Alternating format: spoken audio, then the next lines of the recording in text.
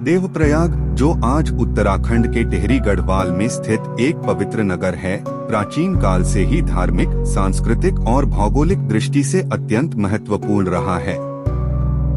यह वही स्थान है जहां अलकनंदा नदी और भागीरथी नदी का संगम होता है और यहीं से पवित्र गंगा नदी का उद्गम माना जाता है।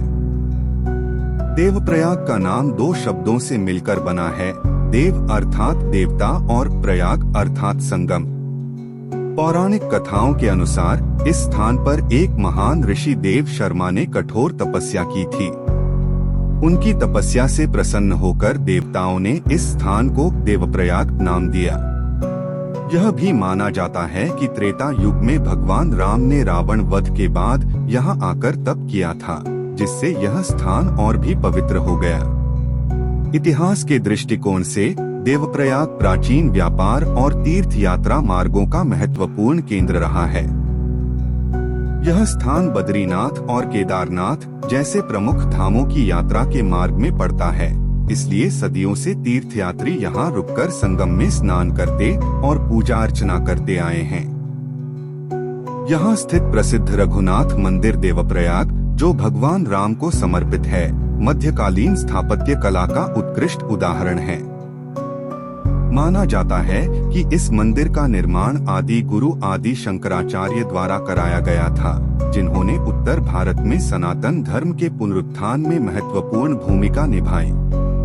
भौगोलिक रूप से भी देवप्रयाग का इतिहास बहुत रोचक है।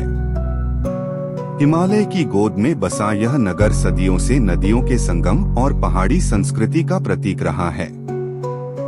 अलकनंदा और भागीरथी नदियों के अलग अलग रंगों का मिलन यहाँ एक अद्भुत दृश्य प्रस्तुत करता है, जिसे देखने के लिए आज भी हजारों लोग आते हैं।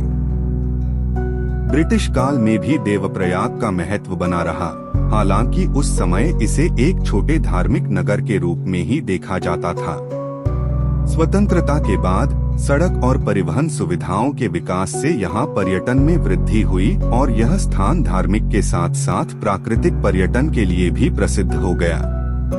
आज देवप्रयाग न केवल एक प्रमुख तीर्थ स्थल है, बल्कि यह भारत की सांस्कृतिक विरासत और प्राकृतिक सुंदरता का अद्वितीय संगम भी है।